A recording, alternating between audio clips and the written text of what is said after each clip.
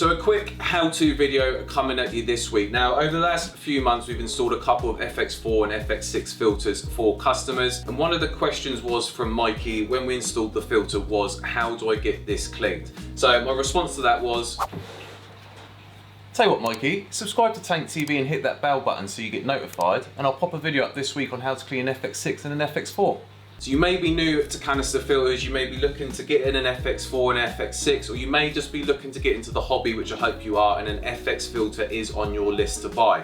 So what I'm going to do is I'm going to give you my tips and tricks on how I do it and get it done within 5 minutes. And what I'm also going to do at the end of the video is give you 2 essential tips that you must follow when cleaning out your canister filters, which could be the difference between life and death for these guys. Let's crack on. So nice and simple, you've got the FX6 taken off the system. Now I use 2 buckets. You can use 1, but I'm gonna show you and explain why I use 2, and you'd be quite surprised why I do it. But to begin with, what you wanna do is when you're undoing the FX6 and also when you're tightening it or putting the lid back on, is you wanna just evenly on both sides, untighten them a little bit at a time.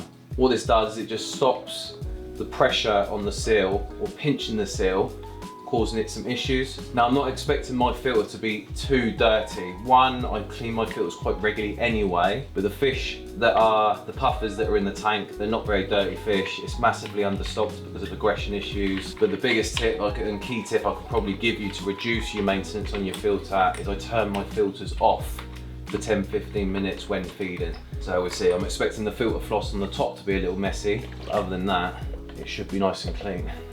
So, lid off, nice and simple. So like I said, sponges, they're not too bad, but yeah, the filter floss on the top, obviously we're going to replace that anyway. 2 buckets, what's going in the buckets is we've got tank water and tank water only, filling up just at the moment. So we're going to let them get filled up and then we can get started on the filter. So we've got the 2 buckets filled with tank water only. What we're going to do first of all, like I said, the reason I use buckets to do the clean is it just makes everything so much easier. Lift the baskets out. Now your baskets, if you've just bought the FX6 or got it second hand or brand new, your sponges will look a little bit different to these. You'll have the solid sponges, just a single sponge around the edge that comes with the FX series as normal. I've upgraded this and I'll give you a link to a video at the end, obviously how you can upgrade the FX6 just to make it a little bit better. What we're gonna do, lift the trays out, dump them in the buckets. Now this is the FX4. The only difference between the FX4 and the FX6 is you're going to have 3 baskets instead of 2. That is Countryside's C3 resin. So all that's doing is helping me remove nitrate from the tank and also tannis. And your second basket, like I said, I've got the finer and coarse sponge in there. I'm just going to dump that in the basket as well. Now, one thing you may have, and you probably get it with most of your canister filters, is when you've done your clean and you then turn it back on, you get a lot of crap kicked back out into the tank. There's 2 main reasons for that. One, all the stuff that's built up in the pipework when the water flushes through it kicks it back out into your tank. Number 2, because we've taken the sponges out and disturbed the water, what that's done is it's now disturbed all the crap and the mess that's in the bottom of the canister. Then when you turn the canister back on, it just flushes it back out into the tank. So this water that's in here now, get rid of it, pour it out until you've got about 1 inch left at the bottom, give it a swirl, just get everything, all the mess out the bottom. Don't rinse this out in tap water. If you're gonna rinse it out even more, just use tank water. So I'm gonna do that quick, and then we'll get the sponges done. So canisters, clean, empty, no water in there. Like I said, give it a rinsed out, so all the waste that had built up and collected at the bottom is now gone. It's not gonna kick up back into the tank. Gonna clean the sponges in the first bucket. Again, I said, you can make, because they're in the bucket, you can make as much mess as you want. What you can do is just give them a squeeze. And any sort of waste that's built up in them sponges, you get it rinsed out in that bucket. Now, this is the reason why I use 2 buckets of tank water. Now, like I said, my sponges tend not to get too dirty anyway.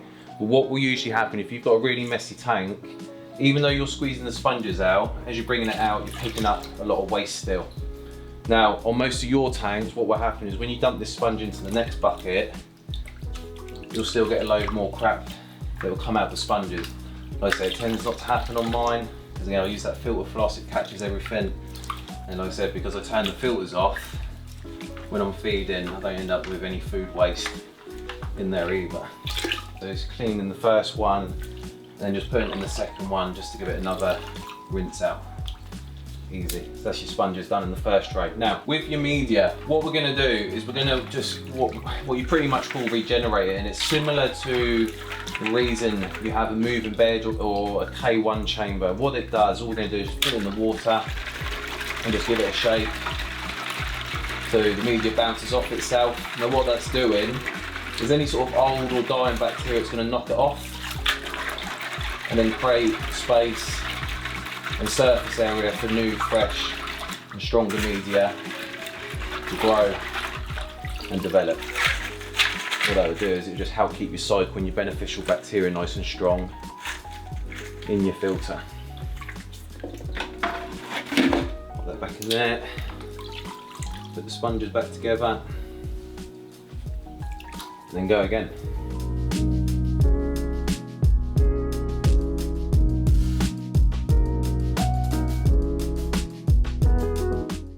As you can see, is even though I cleaned the sponge in the first bucket of water, the second bucket's getting dirty already. Now this here, all I'm using is K1, because it's been found to have a really good surface area for beneficial bacteria. Also, that was from the cycle tank previously, which I used to get this filter started. So this is usually the stuff you see moving around, usually with an air stone or a wave maker, and what it does is the beneficial bacteria that grows on there, it bounces off itself, knocks off, like I said, the old weaker bacteria to make space for new and stronger bacteria.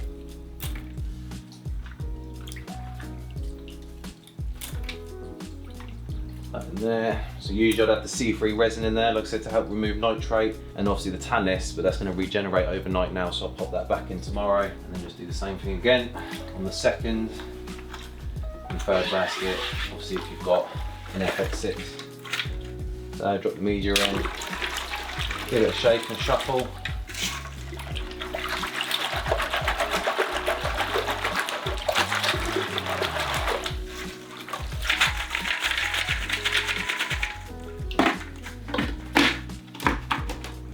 Back in there. Do the same thing again with the sponges.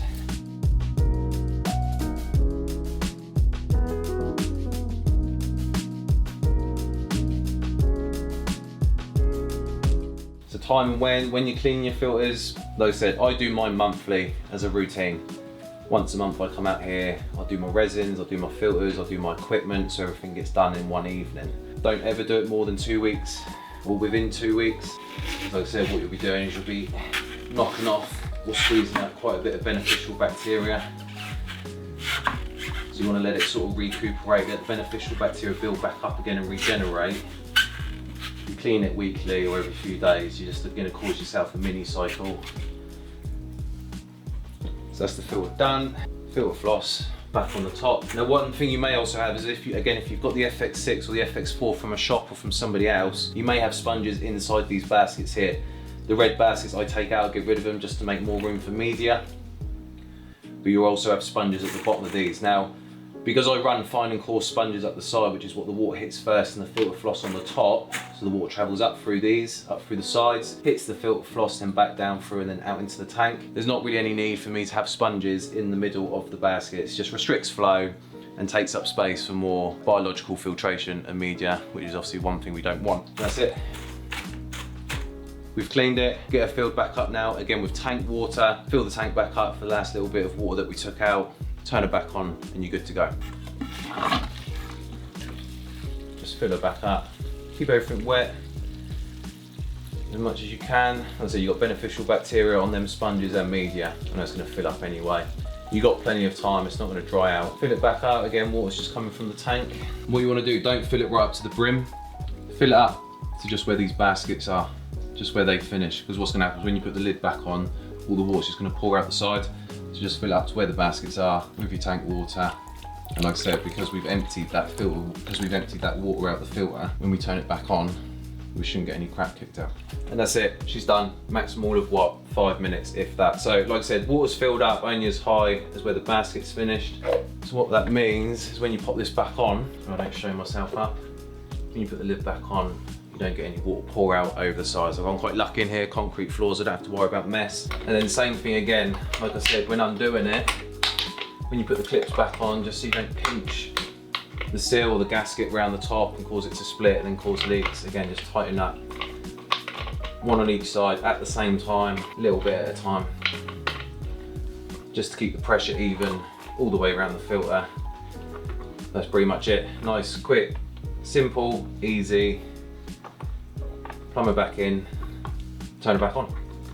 So that's pretty much it. 5 maximum 10-minute job and you're pretty much done. Now, I know it can be daunting if you've gone from a sort of hang on the back filter or a built-in filter moving over to a large canister, especially something as big as an FX4 and FX6. But do it once or twice and you will be asking yourself what you were so worried about. Now, I briefly mentioned through the video some indications or signs as to when you should clean your filter out. If you're anything like Ben, and Ben isn't me speaking about myself as a third person, Ben, you know who you are. He does his every year to 2 years, but that is also brings us on to the first sort of indication as to when you should clean your filter out. If you're showing clear signs that the flow of the filter is slowing down, it's not functioning as heavy as it used to, it's probably a good clear sign that it's time to get your filter cleaned. Number 2, second sign is if your water's just not as clear as it usually is. If you're getting a lot of particles or stuff or waste being kicked back out into the tank, it means it's probably floating around your canister and being flushed back out again. Or sign number 3 is if your nitrate between your water changes is increasing quicker than it usually does. It just means you've got a lot building up in the filter, a lot of waste, fish waste, food, deteriorating, it's breaking down, it's creating nitrate a lot quicker than it usually would. So 3 clear signs as to when you should clean out your canister filter. Now, as I mentioned at the beginning of the video, there's going to be 2 essential tips to help you keep these guys alive. Now, tip number 1, and I mentioned it through the video, is only ever wash the content of your filter or pretty much anything inside the tank in tank water. Main reason being is in our filters, in the sponges, in the media, we've got beneficial bacteria which is helping keep these guys alive by neutralizing ammonia and nitrite. In our tap water, we've got chlorine and in some places chloramine. Now, what that would do is if you're washing your media and your sponges in tap water, the chlorine and chloramine is just going to kill off that beneficial bacteria, which is then going to put your tank into a cycle and expose these guys to ammonia and nitrite. Tip number 2, don't ever clean your filter if you've done a big deep clean on your tank. And what I mean by that is if you've taken the scape out, the hardscape, the rock, the wood, your decor and scrubbed it, if you've shuffled the sand. Now, the reason being is the beneficial bacteria that's in our tank has built up to the adequate amount to deal with our bioload. Now, we also have beneficial bacteria on our hardscape, wood, rocks and so on. So when you clean your filter, you are going to lose bacteria from the media and the sponges. So what that means, if you've done a big deep clean on the tank and on the hardscape, you've removed a lot of beneficial bacteria from there. Plus you're removing the beneficial bacteria from the filter, and again, you're now not going to have enough beneficial bacteria to deal with your bioload, and as a result it may just put your tank into a mini cycle. So what I'd usually do is if I do a deep clean, so like I said, if the rocks come out, the wood comes out, the sand gets shuffled, I'll then give it about 2 weeks just to let the beneficial bacteria build back up again within the tank, and then I'll do a deep clean on my filter. So hopefully that gives you a quick rundown of how to clean out an FX6 or an FX4 filter. Now, if you've just come across the channel, go and hit the subscribe button, as there'll be plenty more fish keeping tips to come over the next few weeks. Now, you may have noticed in my FX4 I've upgraded the sponges just to help it to perform a little bit better. If you want to know what I've done there, go and check out this video here, and it will maximize the water quality, clarity and improve that FX4, FX6 even more. See you next week.